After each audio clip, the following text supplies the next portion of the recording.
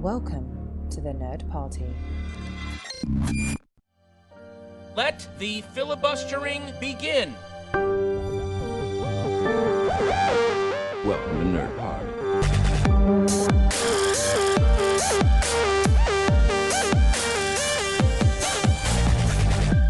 Hello and welcome to Filibuster here on the Nerd Party Network. On today's show, let us tell you the tale of the space Viking Thor Odinson's latest adventure, Thor, Love and Thunder. I'm your co-host Alice King, and with me as always is the Loki to my Thor. It's Lee Hutchison. How are you? I think Loki was lucky because he got to miss out on Thor, Love and Thunder. So perhaps, I wish I really maybe was Loki. Giving the game away, early, but Thor, Love and Thunder, around about the 29th, 30th Marvel Cinematic Universe entry. No, it's not counting the TV shows, which have obviously come along as well. But it's directed by Taika Waititi, following on from his directorial debut in the MCU with Thor Ragnarok, and it's written by Waititi and Jennifer Caton Robinson. It falls on from the events of Ragnarok and Avengers Infinity War / Endgame, and sees Thor's journey of self-discovery interrupted by a galactic killer, Gorr the God Butcher, and he must team up with King Valkyrie and his ex-girlfriend Jane Foster, who he discovers is now the Mighty Thor and wields his old pal Mjolnir. So, Lee, were you looking forward to Love and Thunder? Where are you sort of currently sitting on your continued enthusiasm for the Marvel Cinematic and, I guess, televisual universe, the MCTU?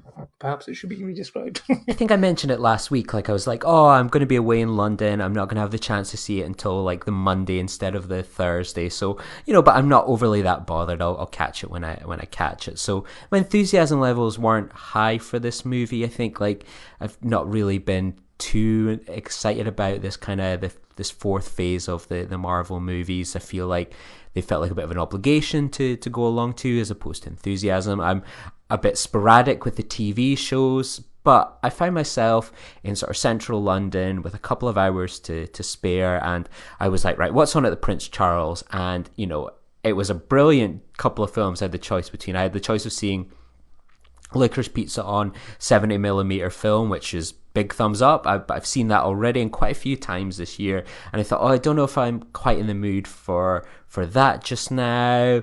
But you know what? That's a maybe. And then I thought, The Die Another Day. Not a great James Bond movie, but one I've not seen in the cinema since I was a kid. But then I thought, well, I'm doing them as a weekly series in the cinema at the moment, so I'll see Die Another Day in 2 months' time. I'm in Central London. Why not? I go see Thor, use my pass, go check that out. It's just a couple of hours. It'll be nice to maybe just sit in one of those kind of nice reclining seats. It's been a long day from a 6:30 train. So I went along to see it on opening day, and I'd been kind of thought, maybe it could be quite good. Ragnarok I thought was a real high point. But, and then there was kind of the reviews of the media screening a bit earlier in the week had the sort of the same generic style Marvel thing of it's pretty good, enjoyable, people will have a fun time. But I was noticing a bit of coded language with some of the larger reviews where it was well, actually, this is a film for younger kids and so on. And they're remembering that Marvel movies are actually aimed at this sort of younger audience. And I was like, that's very coded language that's maybe telling me something about this film. We're getting into Star Wars prequels territory here. Oh, they made them for kids. Yeah, exactly. So there was kind of what are they trying to say here? Because that doesn't sound overly positive. So yeah, I had that going into my mind going into the film. So not the most enthusiastic, but yet still found myself there opening day. Yeah, no, I similarly was there. Opening day, I mean, do you even really have a choice these days if you are, at all interested in the Marvel Cinematic Universe or on film Twitter? I mean, if you don't see it on opening day, you've got, a huge chance of it being spoiled and completely ruined for you. So, I was there. I managed to avoid my phone during work and went for a late afternoon screening. Was I overly excited?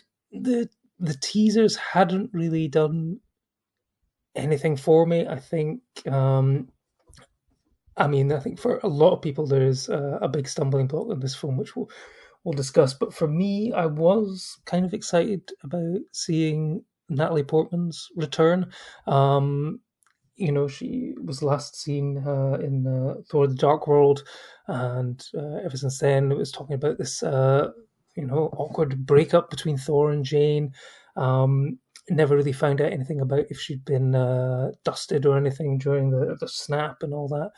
But I was excited for her to return and see that, if the rumors were true and that they were going to deal with a storyline from the comics where she was suffering from cancer and was looking for a cure or a way to prolong her existence, which sort of ties in with her becoming the Mighty Thor. So, I mean, you sort of said that, some of the reviews were saying it was aimed at kids and stuff like that, but certainly from the outset, at the start of the film, it is quite dark and a somber piece. I think we've got we're introduced to the character played by Christian Bale of Gorr, who is just wandering in the desert, loses his daughter, and loses all faith in his god and all gods really. And then we're also dealing with this sort of subplot of Jane Foster's having to confront her own mortality and deal with cancer. So it's not all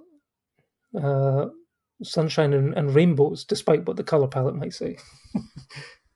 Yeah, I didn't kind of feel it was kind of like a sort of like slightly kind of darker at the beginning, this sort of child kidnapping, someone going through a midlife crisis. I do think to an extent it did feel like at points, very limited points about like these kidnapped kids that we've got to go save. And I can imagine being a young kid and thinking, oh, this is pretty enjoyable. And, kids being really front and center of the action was quite interesting as well. So yeah, I could sort of see the appeal to maybe younger kids, but I thought that was just sort of quite, the odd scene here and there. I didn't feel like it was, any more of a kid's film than something like perhaps a Ragnarok, which you might argue with its bright colors, Hulk and Thor fighting each other, all this weird and wonderful kind of magic, etc. You thought, well, that's definitely got like the kid film vibe that kind of probably gets some of the more established older fans, but also gets the younger people. Whereas this felt like,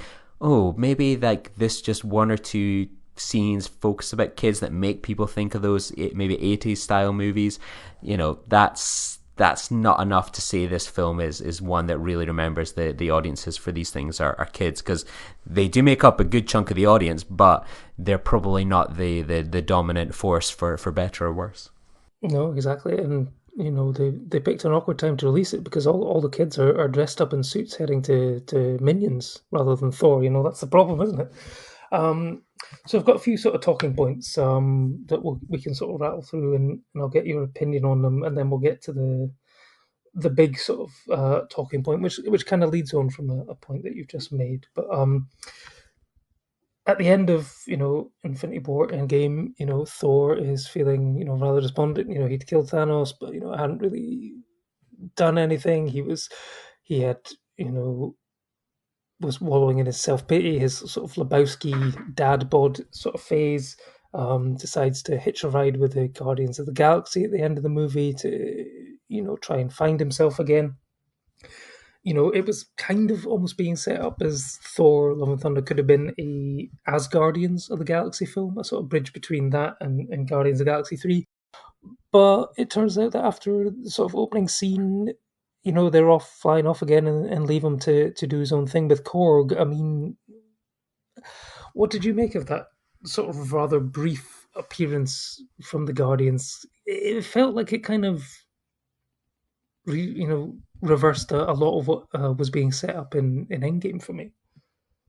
Yeah, I was kind of what I expected. I thought it would just be maybe like a couple of quick scenes or something like that. When you were watching the trailers, it didn't seem like, with the Hulk aspect that they had in the last film, they were like, oh, they really bigged that up and it was like a buddy kind of movie. With this, you were kind of like watching it going, it seems to be all set on that one location and so on. So yeah, I can imagine due to a variety of budget reasons, for example, it was never going to be the group of them all going off into the adventures together.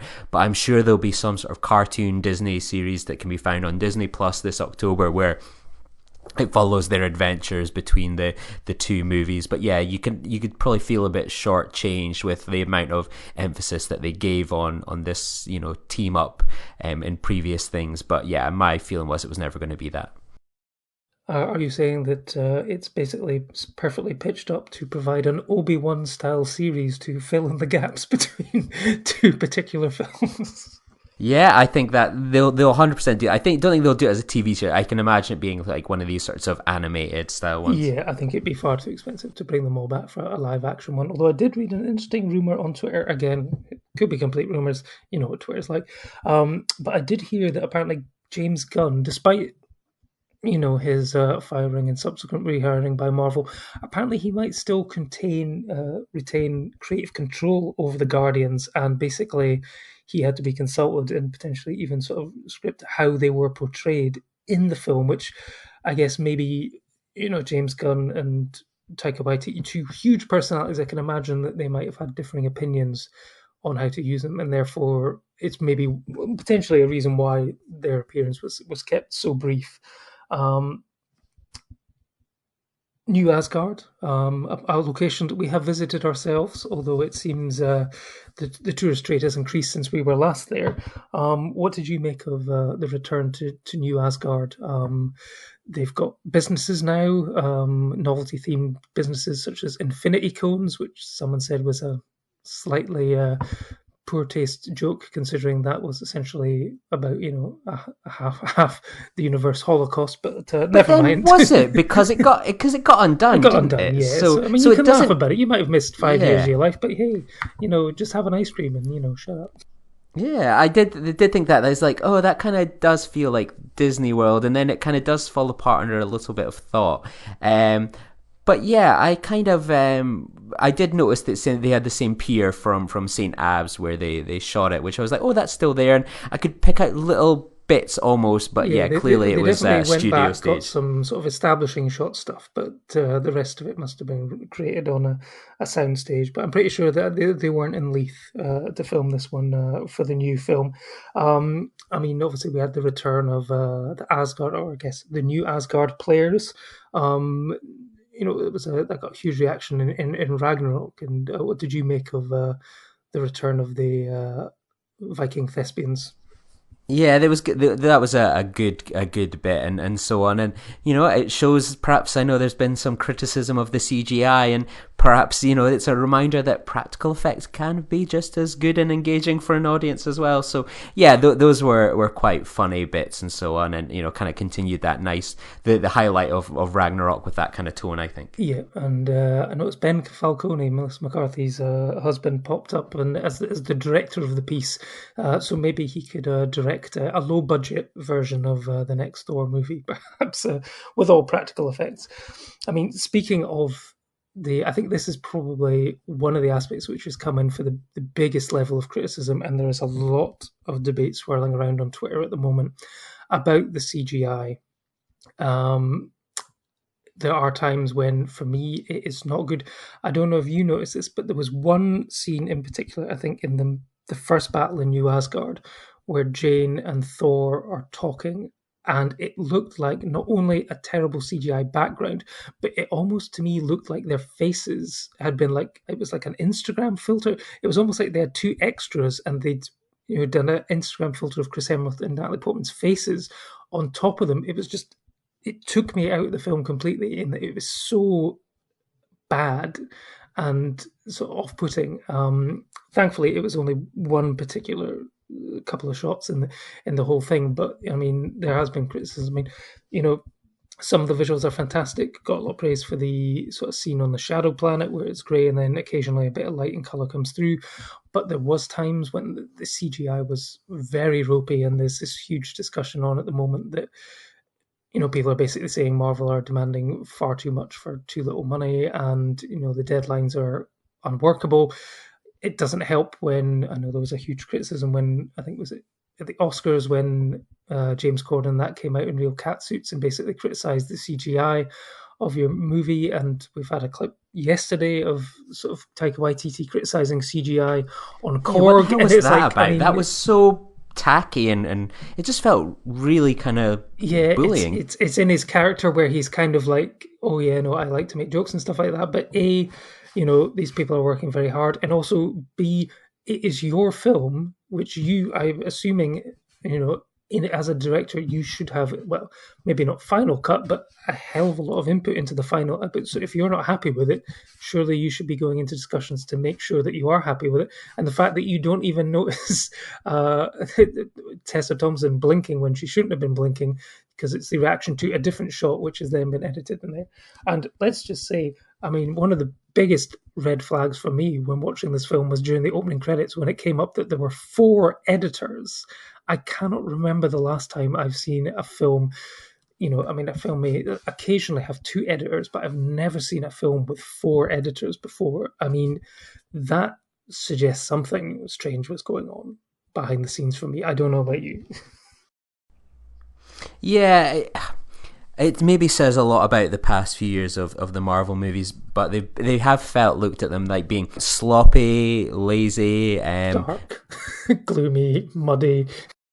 Yeah, not much of an effort in where, yeah, you kind of, these things by and large do have like a lower vault than many others to vault, but you're watching them just going, oh, they've not put the effort into these things, like it's... And this isn't, I guess, I don't want to make this as a criticism to the people working on Oh, gosh, no. Because, I mean, yeah, I certainly couldn't provide CGI for a film. No, they're people, as you say, they're rushed, they're over-demanded, there's perhaps not the, is there the enthusiasm there from the people involved to raise the standards of, like, that's good, but it could be better, such kind of attitude to things. Yeah, that thing of like, and it's even, we spoke about it with, was it the Visionizer or something like volume, that technology? Volume, yeah, you can see the difference between, sometimes I think with some TV shows, I see it sometimes with like Star Trek in particular, they've got quite good at it, and you kind of... my view on that is where you're like, well, they're using it, almost weekly to an extent, and they've managed to refine it over that time. Whereas again, for this, I think it's become, COVID was the reason behind, the introduction of these things to an extent, and perhaps why it's become so popular. But it's now become a bit of a crux and a shorthand, and there's examples of where it's been done really, really well with, the Batman, for example, and the Matt Reeves level of involvement on that. Whereas this, you just kind of view it and you go, yep, they shot that in there. They just sort of slapped a kind of Microsoft background in it, and they've gone from there. And it just disappoints you, because these films will make hundreds of millions, and, there's just that element where you think, well, people are investing their time, their money into these films. They're big events. They're important for getting people back to the cinema. But just bring up the quality a little bit. Whether it's that extra attention. And I can't help but think, obviously, the first trailer dropped about, what they were saying, 100 days ago before the film came out, which is, it's quite unheard of for a Marvel movie. So it feels like it's had quite a troubled post-production for actually getting anything done. And yeah, the blame does not lie with the incredible artists involved. There's a lot more blame to go around with the higher ups and the studios. Yeah, no, I think it's all a case of time management. I think with these things, I remember back in, I think it was 2001, with the Scorpion King. In The Mummy Returns, with a giant scorpion with Dwayne "The Rock" Johnson's face on it, which came in for huge criticism, which apparently I think I read that following that, people basically on these big blockbusters realized, okay, anything that requires CGI or additional work in terms of visual effects, we film that first and then get it to the people who need to do the work on it, so you've got more time to work on that kind of stuff.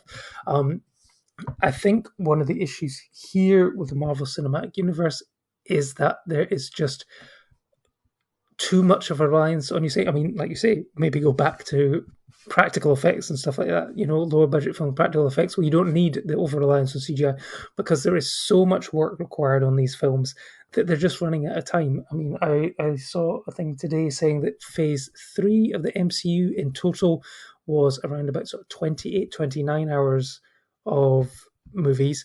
Phase 4, including all the films and TV shows, is already at 43 hours. There's just so much content out there that it's I keep using the word content, and I loathe the word content, but that's what it is.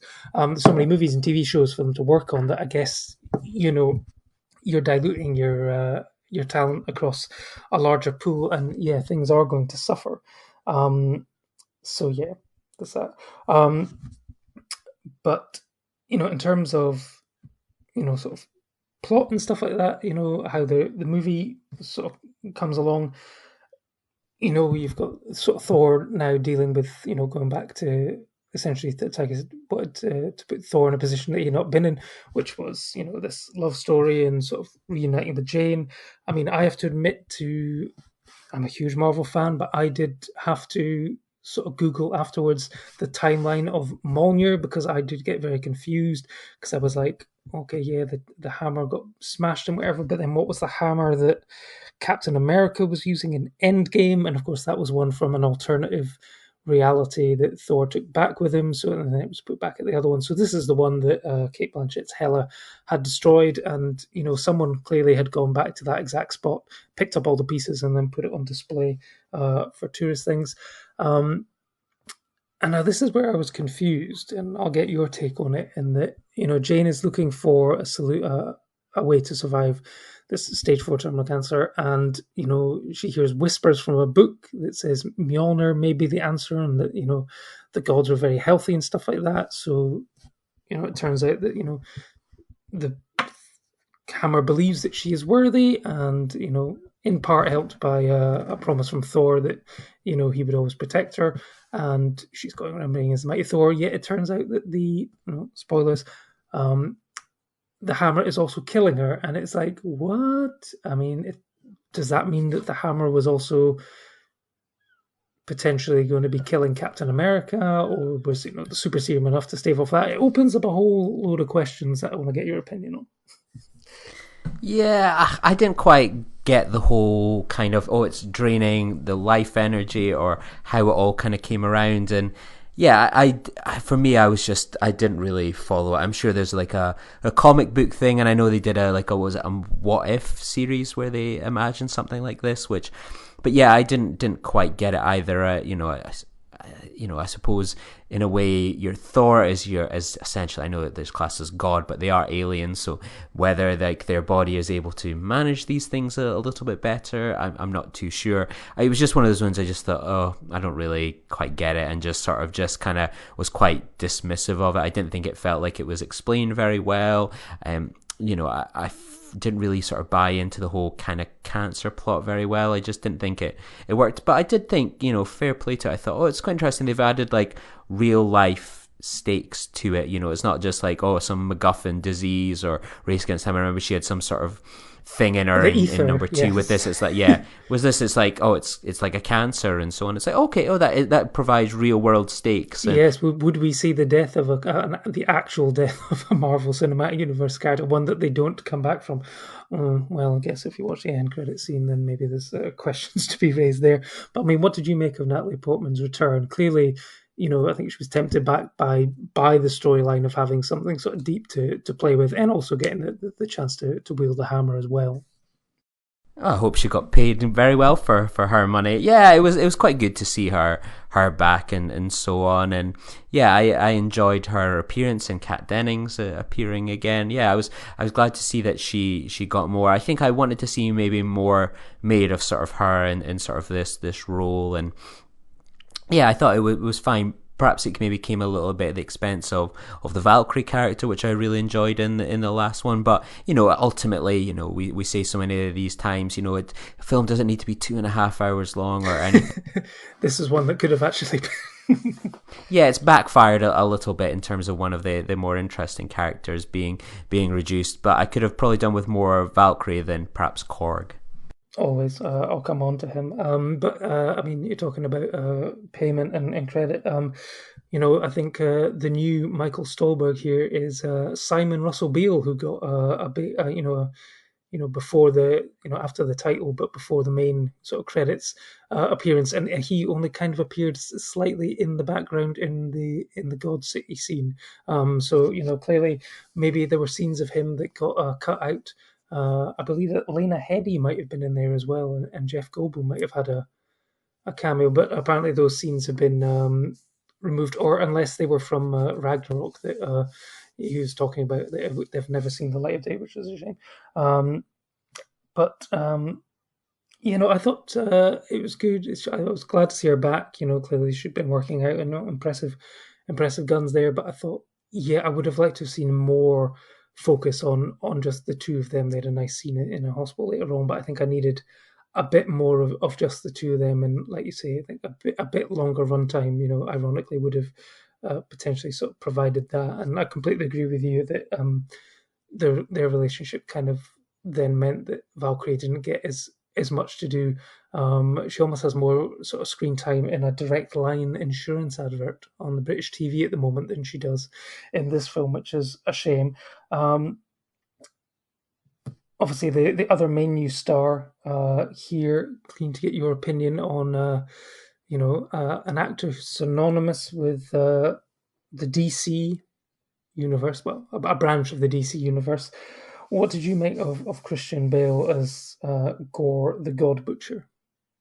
He was good in what little he had, didn't he? Like, I kind of didn't expect that he was actually going to be in it that much based on sort of the trailers. And yeah, it felt like they really wasted a really good actor. And, I didn't really buy into him as a threat or something particularly to worry about. Yeah, Bale made him slightly sinister, but I think the plot really undersold this kind of character. Like, I was a bit confused at the beginning. I was like, right, what's kind of going on? And then, he's, he's been taken over, or he's got this sword now.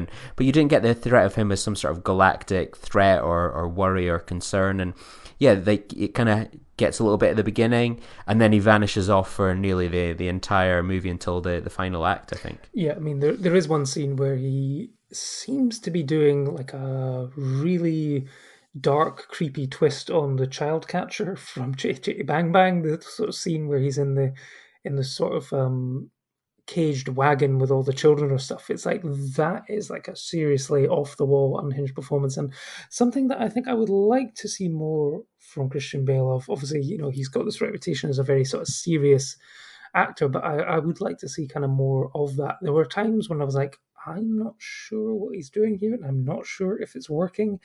But there were times that I was like, okay, yeah, no, I did like it. I think for me the biggest problem with Gorr the God Butcher, and it reminds me, to paraphrase a line from Jurassic Park, you will actually have God butchering in your movie when you finish it, won't you? We keep hearing all the talk of these slain gods, but we never really see him doing it. I think we actually only see him kill one god at the very beginning. That's not, for me, how you build up a threat. He's got these sort of shadow sort of creatures like giant spiders and stuff like that. But for me, I needed to see more god butchering. Someone made a good point on the Omnipotent City. I'm not sure if the guards are technically gods, but they're in the god city, so technically, are they gods? Because if they are, then Thor, Valkyrie, and the Mighty Thor technically kill more gods than Gorr the God Butcher, certainly on screen. So it's like that kind of defeats your argument, I think. And, he potentially temporarily kills Zeus as well. So it's like, who's the real villain against the gods here? It's one which is, I guess, kind of set up in one of the post-credit stings as well. But, I mean, would you have liked to have seen more God Butchering? I guess it potentially would have raised it to a higher rating, but I mean, these are fantasy movies. You can do it without real blood and guts, I guess. Yeah, I wanted to see more of it. It just didn't feel like I didn't really buy into it as a threat, or that we needed to get all these gods together. It just felt like something that had gone on the side, and they just didn't develop that plot very well at all. And even with the thing with the little girl, I was like, by the end I was like, right, how's she come back again? What's kind of gone on here? It was just sort of like it was almost just at most window dressing for this kind of plot. Yeah, no, I believe that Eternity, Gorr changes wish from killing all gods to bringing his daughter back to life. So, yeah. But then he was still dying, so therefore Thor is going to raise her instead. And then we get like that kind of movie next, perhaps. So I mean, I guess it's now time to talk about I think the biggest sort of influence on the film, and the one which has split audiences down the middle. Some people have had thoughts coming into the movie. Some people have thoughts coming out of the movie, and that is obviously the choice of director in Taika Waititi. And some people like the film, some people loathe the film, some people are not fans of what he is doing in his particular style of filmmaking and comedy. I mean, I'm pretty sure he was pretty much universally praised for his work on Thor Ragnarok. Obviously, it was a change of departure for the character, but perhaps I think a lot of the issues maybe stem from where the character went in Infinity War and Endgame, and how maybe a lot of that character work has maybe potentially been rolled back to provide more of the comic sort of stylings of Waititi and stuff like that. And obviously, it's something which we've criticized Star Wars before about not really having like an overall plan, or having different filmmakers working on different things. Obviously, you cannot have one filmmaker working clearly on the entire Marvel Cinematic Universe. That's why you've got someone like Kevin Feige. But the different characters and different areas of the Marvel Cinematic Universe do require a different sort of tone and touch. But I mean, what did you make of his stylings in here? And I know that we've been critical of his sort of previous effort in Jojo Rabbit, and I think for me, one of the biggest issues here is one which affected Jojo Rabbit, in that taking his on-screen presence aside, I found Jojo Rabbit very difficult to work as a film, because I just didn't find he was able to balance the tone between the comedy and the tragedy, and that was something here that he kind of lent into the comedy and the jokes at the expense of some of the darker, more serious elements about Gorr losing his daughter and the sort of cancer storyline. It just didn't really match up tonally for me overall. No, I had the same. I just didn't think it was very well done. I mean, I loved Hunt for the Wilder People. Boy, I think, is a very underrated film. What We Do in the Shadows is exactly great. Ragnarok. I think, I can put, in the grand scheme of things, Jojo Rabbit, and then this, maybe it's a blip. I'm interested in his Michael Fassbender football movie, which is coming up next. But I just think there's almost the problem that Taika Waititi's got, is that he, despite the fact it's only been like sort of 2 bad films, he's just become this sort of like oversaturated personality that I think of some of the movie roles he's had. I need to check out this Pirate Show. I've heard that's much better, but I watch just sort of his presence, his just involving himself in like certain social things. He just sort of just become a very irritating kind of presence. And as much as I dismissed the film, it wasn't very good, but then when I watched that video just yesterday of him and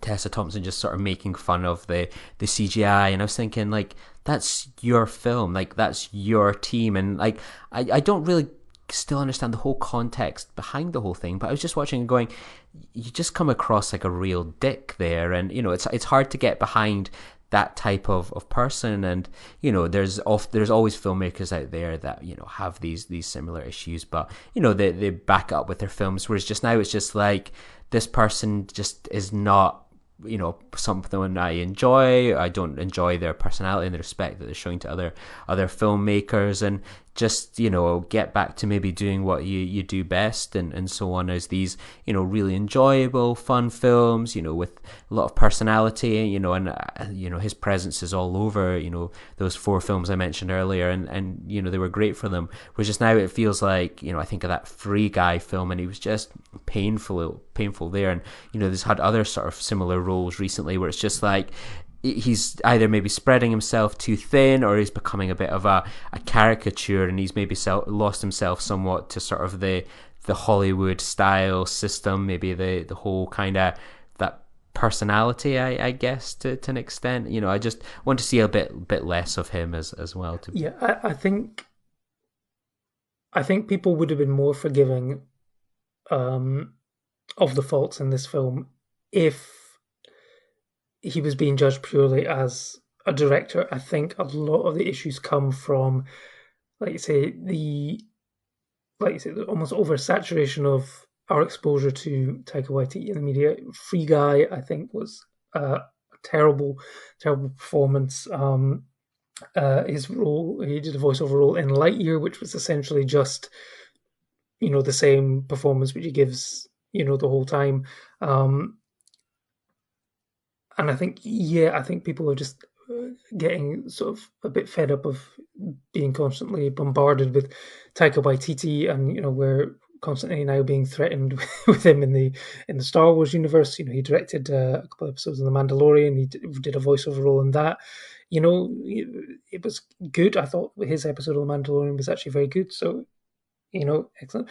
But I think with the way that he's stamping his presence on Thor, I think the worries are that will happen in the Star Wars universe as well. I'm always going to give filmmakers the benefit of the doubt. I will not prejudge a film. I'll go see it and then I'll judge it on its own merits.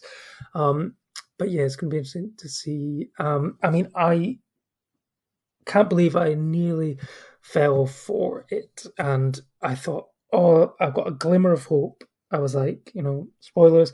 But, there's a scene where Korg gets hit by Zeus's thunderbolt, lightning bolt, whatever. And, it disintegrates into a pile of rocks. And I thought, oh my gosh, I can't believe it. That's it. We're going to have less Taika Waititi on screen for the rest of the film. And then, no, of course, his face has survived. And we get Korg's face, chatting away for the rest of the movie. And I was like, of course, I was stupid to ever think that, Taika Waititi in a Taika Waititi film was going to give us less Taika Waititi. And I was like, oh, God. So here we go again. Although, I didn't, for me, a lot of the humour didn't land, but I have to admit I did chuckle out loud at the joke at the end about Korg finding his life partner and it being called Dwayne. Of course, a character made of rocks called Dwayne.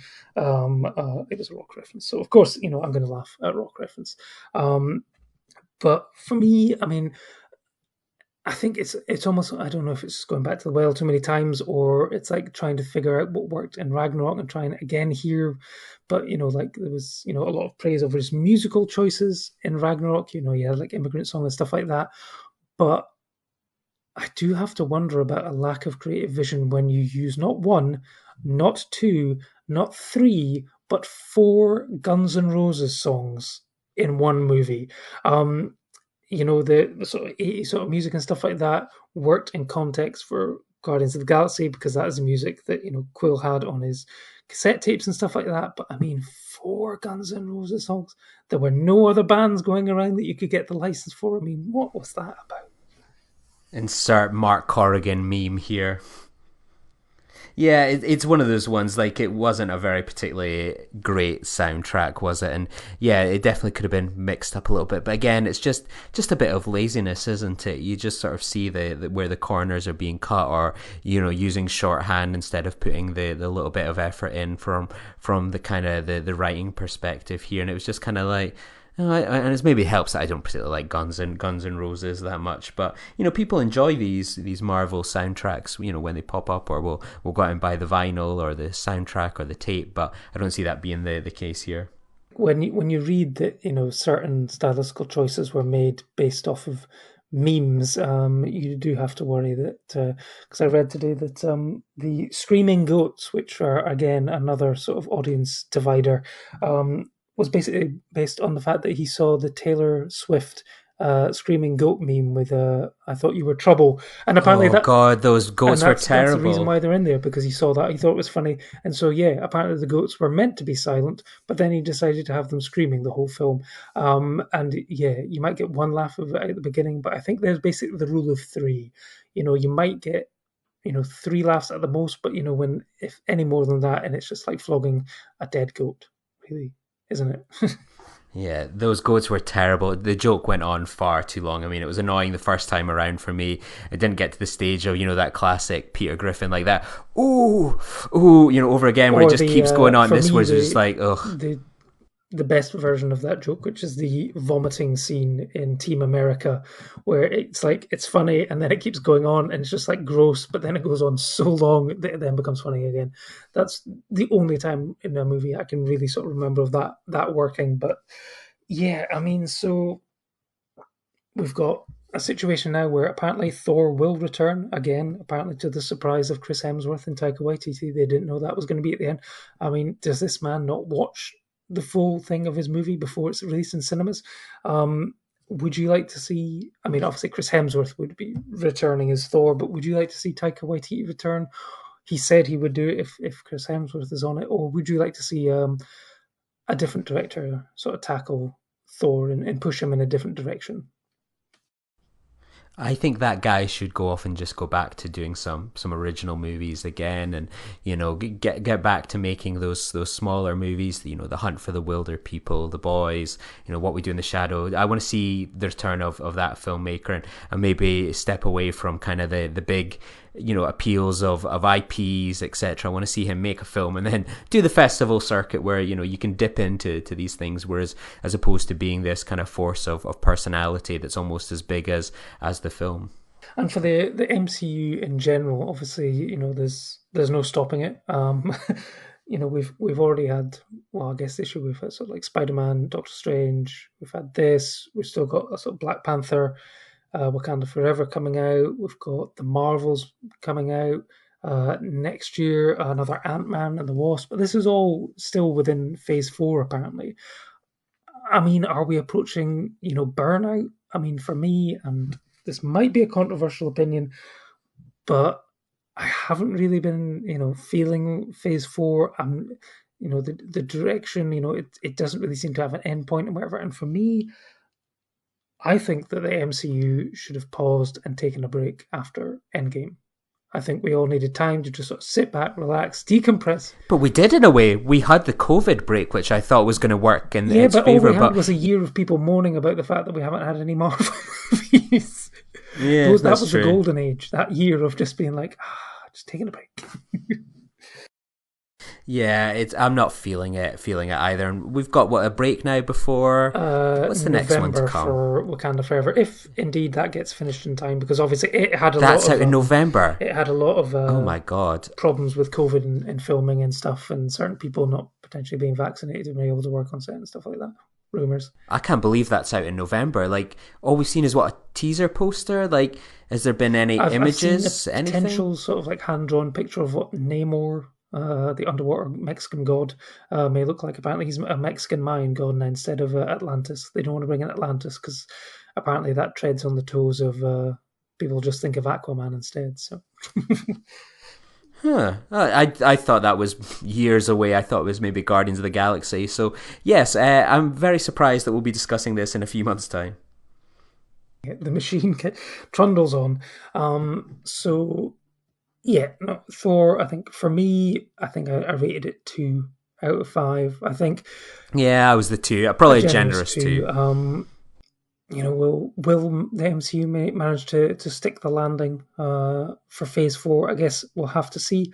But sort of looking forward, I guess our next episode is going to be, a preview of what is going to be coming up at the Edinburgh Film Festival next Wednesday. We're going to be attending the launch for the programme, so tune in after that to find out what our potential highlights are. We've now, despite I think where we were about a month ago, we've both decided to take time off for the festival to, I think it's more of a fact of, my boss in particular was telling me I had to take annual leave before the end of August, so here we go. I know we weren't particularly sort of all too enthused by what we thought was going to be there, but there are a few glimmers of hope, I think it's fair to say. Yeah, I'm looking forward to it. Yeah, I've got time to take off as well, and sitting in and enjoying some films, then the Fringe at night, and all the things that go along with it. Yeah, I'm looking forward to a festival, and hopefully, it's been, as mentioned last week or two, like it's been a bit of a mediocre year film wise. So I'm desperate for some new stuff, something different, something unique, and hopefully that's on the way. So, we'll see you in a couple of weeks with a preview of the Edinburgh Film Festival. But till then, Filibuster will return. Join the revolution. Join the Nerd Party. Welcome to Nerd